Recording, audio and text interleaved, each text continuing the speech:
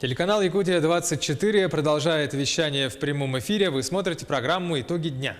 В студии Екатерина Карпухина и Влад Давыдов. Здравствуйте.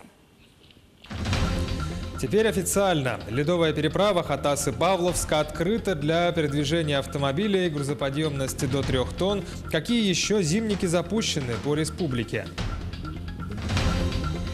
Квест для тех, кто давно не звонил родителям. Мобильная игра от якутских разработчиков набирает популярность по всему миру. В чем идея и смысл?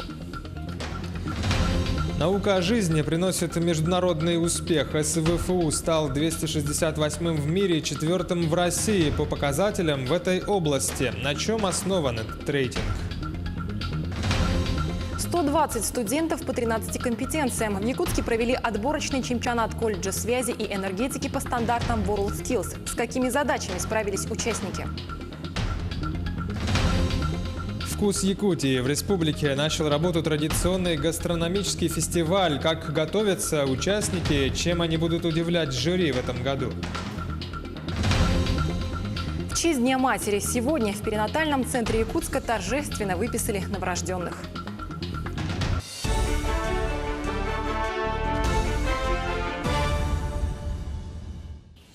Ледовая переправа Хатасы-Павловска открыта для передвижения автомобилей до 3 тонн. Об этом нашему телеканалу сообщили в пресс-службе Министерства транспорта. Ранее сообщалось, что сроки открытия ледовой переправы через Лену переносились из-за неокрепшего льда. Зимники постепенно открываются и по всей республике в зависимости от погоды и готовности. К примеру, ледовый зимник по реке Ясачная Зырянка-Затон. Грузоподъемность до 10 тонн открыли в Верхнеколымском районе. Специальная комиссия проверила автозимник и разрешила эксплуатацию с 23 ноября. Всего на территории республики уже работают 4 ледовые переправы. Зимники открывают согласно примерному графику, а сроки корректируют, исходя из фактического состояния льда.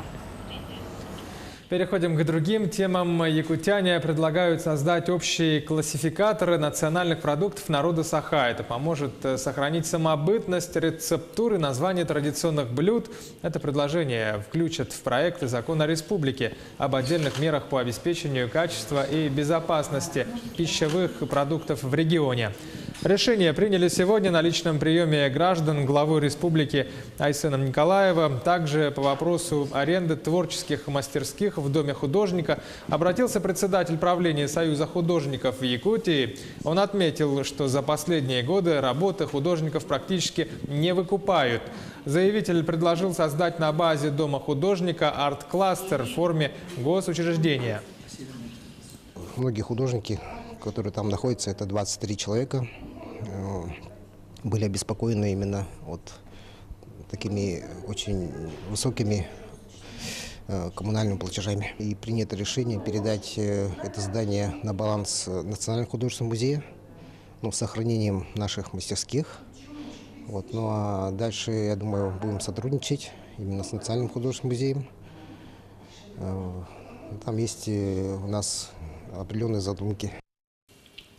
Якутяне подали 89 предложений в программу «Мои идеи Дальнему Востоку». Наш регион в числе наиболее активных. Об этом сегодня на прямой связи с онлайн-заседания общественных палат дальневосточных регионов сообщил заместитель председателя Общественной палаты России Александр Точенов.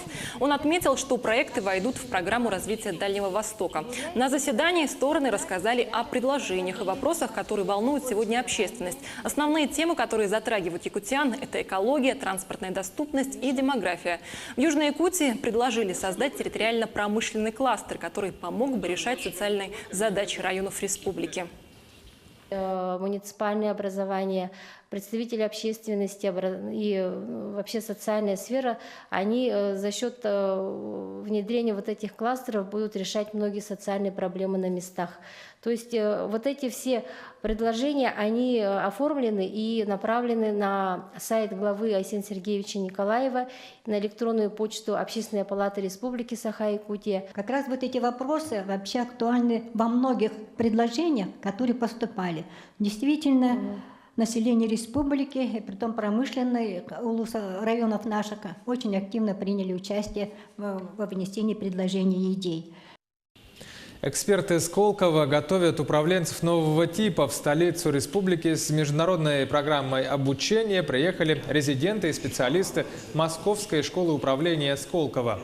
Слушатели лекции, руководители и работники техникумов и колледжей республики.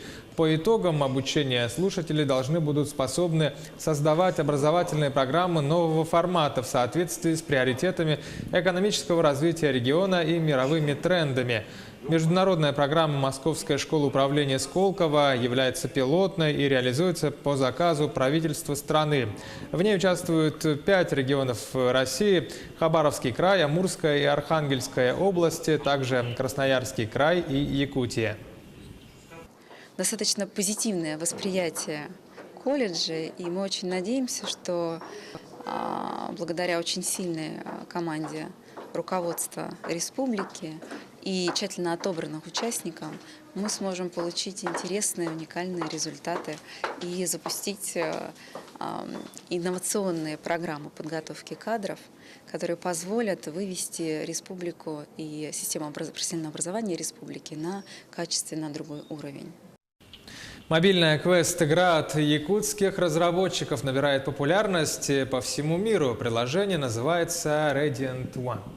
Игра занимает 1-е место по количеству скачиваний в разделе «Семья» в App Store и 13-е место среди всех платных игр.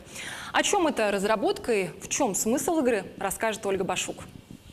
Главный герой игры, Дэниел, погружается в мир осознанных сновидений. Именно сны помогают герою избавиться от серых будней.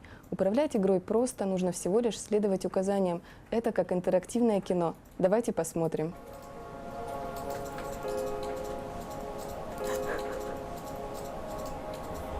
Разработчики уверены, игра поможет задуматься о важной роли семьи в жизни каждого человека. С помощью осознанных снов он понимает, что нужно больше общаться со своими родными, со своим братом, со своей семьей. И в конце игры он звонит своим родителям, чтобы снова с ними наладить контакт. Именно в мире осознанных сновидений главный герой встречает людей из настоящей жизни. Например, брата, который спрашивает: «Почему ты мне так долго не звонишь?» Осознанные сны в нашей игре — это только внешняя оболочка, это развлекательная часть. Но глубинное, настоящее ядро нашей игры лежит как раз-таки в привнесении ценностей людям. Сперва игра была разработана для операционной системы персональных компьютеров Apple, затем выход на рынок мобильных приложений. Именно он и помог Radiant One завоевать популярность.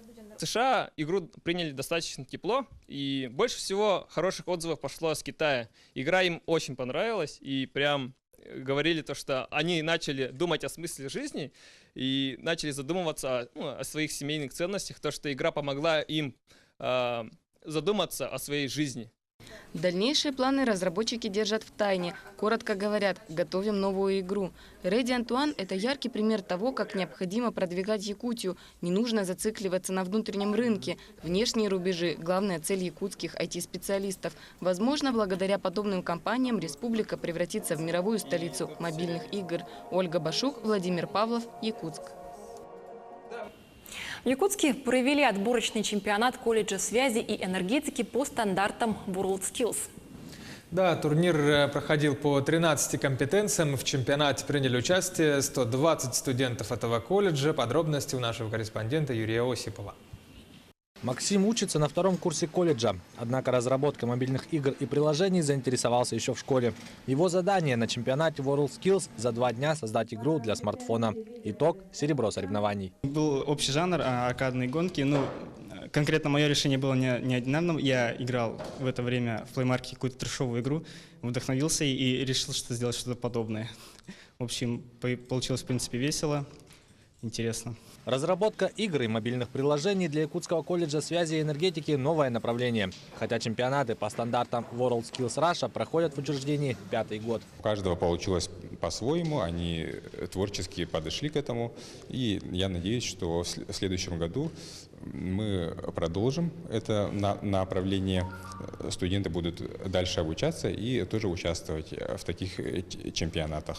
Конкуренция не шуточная. В компетенции веб-дизайн победителя от ближайшего соперника отделяли 13 балла. Опыт и четкое планирование помогли Владимиру занять первое место. За краткий срок надо же что-то больше сделать, и вот также и на WorldSkills именно за пару часов ты должен успеть сделать. Ну, еще в школе кружки у нас по веб-дизайну были, и как-то, не знаю, так сформулировалось то, что решил так заниматься. Сроки сжатые. За пару часов веб-дизайнерам нужно выполнить задание, на которое в среднем уходит несколько дней. Сделать сайт за 3 часа еще можно, но студентам не дается ни конструкторов, ни фреймворков. То есть они должны чистый код делать с нуля. Не дается ни доступ в интернет, ничего. В этом вся сложность. И мало кто справляется за 3 часа сделать критический результат. Экспертами выступили представители работодателей и преподавателей колледжа. Чемпионат позволяет компаниям отбирать будущие кадры уже на этапе обучения. По итогам соревнований сформирована сборная колледжа, которая выступит на региональном этапе чемпионата WorldSkills Russia. Юрий Осипов, Джилустан Иннокентьев, Якутск. СВФУ на 4-м месте в России по развитию исследований в области науки и жизни. В каких сферах университет вошел в число лучших в стране и мире? Прежде всего, СВФУ оценили по таким направлениям, как медицинские, естественные, технические науки, также науки о жизни. По словам экспертов, это подтверждает высокое качество классического университетского образования. Кристина Якупова подробнее расскажет. Наука о жизни приносит международный успех. Северо-Восточный федеральный университет стал 268-м в мире и 4-м в России по данному показателю. Рейтинг составлен организацией Round University Ranking. Она измеряет деятельность 700 вузов из 70 стран. Данный рейтинг основан всего на 2 показателях – репутация университета в области преподавания и в области исследований. Общий рейтинг основан сразу на 20 отдельных индикаторах. Цель проекта – дать упрощенную статистику сравнения всех мировых вузов. Для всех – для абитуриентов, студентов, аналитиков, представителей академического и научного сообществ. Область наука о жизни – это биология и медицина. Наибольший вклад в успех СВФУ внес Институт естественных наук. Наши достижения в этой области в последние годы довольно значительны. Благодаря поддержке ректора и программе развития университета у нас открылось 11 современных лабораторий и международный научно-исследовательский образовательный центр. И благодаря работе этих подразделений мы добились значительных успехов и в науке, и в учебной деятельности. Медицинский институт показал значительный рост по направлению медицинские науки. 292 место в мире и 6-е в России. Мы очень горды были сами, конечно, немножко удивлены и в то же время очень радостны за такое оценку нашей работе. Я считаю, это очень большое достижение всего коллектива медицинского института и выпускников. И это нас сподвигает еще более значимым таким достижением. Основа рейтинга – данные сайта университета. Эксперты оценивают частоту цитирования научных публикаций и международную репутацию вуза в области исследований. Кристина Якупова, Георгий Григорьев, Илья Сыромятников, Якутск. Сейчас короткая пауза, буквально меньше 1 минуты. Оставайтесь с нами и смотрите во второй части программы «Итоги дня». Лучший социальный проект якутяне представлены на всероссийском конкурсе в области предпринимательства. Кто участвует и по каким направлениям? Коротко о главном. Обзор новостей и событий в Алданском районе. «Вкус Якутии» в республике начал работу традиционный гастрономический фестиваль. Как готовятся участники? В честь Дня матери сегодня в перинатальном центре Якутска торжественно выписали новорожденных. Мы Продолжаем эфир. Федерация спортивной борьбы России и Объединенный мир достигли договоренности о проведении Кубка мира по вольной борьбе в следующем году в России. Из столицы выбран город Якутск. Однако официальное заявление поступит во время заседания технической комиссии 17 декабря. Инициатором проведения данных соревнований стал руководитель республики и глава региональной федерации борьбы Айсан Николаев. Он отметил, что у Якутии есть все технические и технологические возможности для освещения Кубка мира по вольной борьбе. Питерские исследователи разработали огромные сани для Арктики. Еще 2 года, и их встретят на полюсах. Это первый в мире проект, который может работать при минус 60 градусах и перевозить контейнеры в несколько десятков тонн на большие расстояния. На презентации побывали наши коллеги.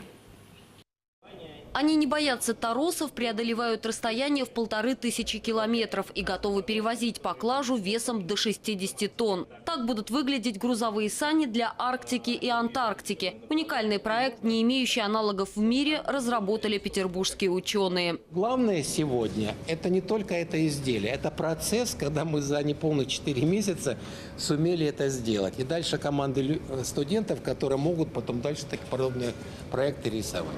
Для создания гигантских санок собрали целый консорциум. Разрабатывали проект на базе Политехнического университета. Институт полимеров предоставил материал, выдерживающий мороз в 60 градусов. Воплотили идею на заводе имени Комсомольской правды. При проектировании использовали технологию цифровых двойников. Учли все факторы, с которыми изделие может столкнуться в реальных условиях. Металлические варианты, металлокомпозитные, чисто композитные. Вот это все моделировалось. Эти виртуальные испытания мы делаем сотни за сутки, где моделируется все то, что может быть, чего не может быть, наложение, нормальные условия работы, нарушение нормальных условий работы, аварийные ситуации. Конструкция состоит из 4 модулей, которые собрали в жесткую металлическую раму размером 10 на 12 метров. Далее идет полимерный настил, способный выдержать десятки тонн полезного груза. Учли и размер стандартного контейнера шириной в 2,5 метра, подогнав под него модуль. Нам же это все везти в порт. Собственно, 2,5 метра – это ширина, которая разрешена для перевозки по дорогам общественного пользования. То есть это можно все погрузить на фуру и перевезти.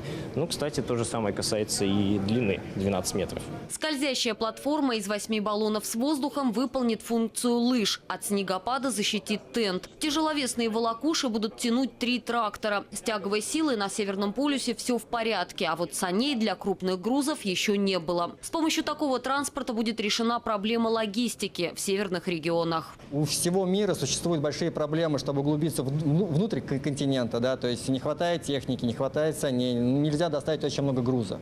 Вот. И сейчас мы начинаем решать такую проблему, чтобы вот на эти 1500 доставлять как можно больше груза. Ходовые испытания экспериментального образца пройдут уже этой зимой. Через год создатели планируют изготовить уже опытный образец или даже маленькую партию и сделать свой вызов Арктике. Евгения Ханбекова, Владимир Рыбаков и Остап Бабенков. Время Ямала, Санкт-Петербург. Лучшие проекты якутян представлены на всероссийском конкурсе в области предпринимательства «Лучший социальный проект». Кто участвует и по каким направлениям, расскажет Дмитрий Тымыров. Помочь каждому – задача социальных предпринимателей. Участие в федеральном конкурсе на лучший соцпроект для Якутии не в новинку. Число заявок от республики выросло многократно. В 2016-м всего 2, в 2018-м уже 14. Подали заявки, по таким направлениям, как обеспечение занятости, определенные группы, социально незащищенные группы населения.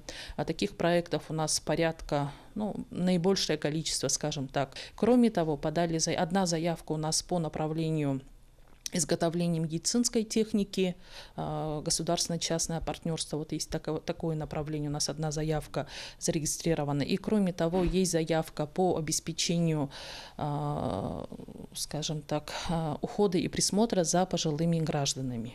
Таких заявок у нас 3. Один из участников – Бюро добрых услуг из Нерюнгри. Открылись в феврале. Наверное, началось все, как и у всех людей, которые занимаются социальным предпринимательством. Это личная потребность, прежде всего.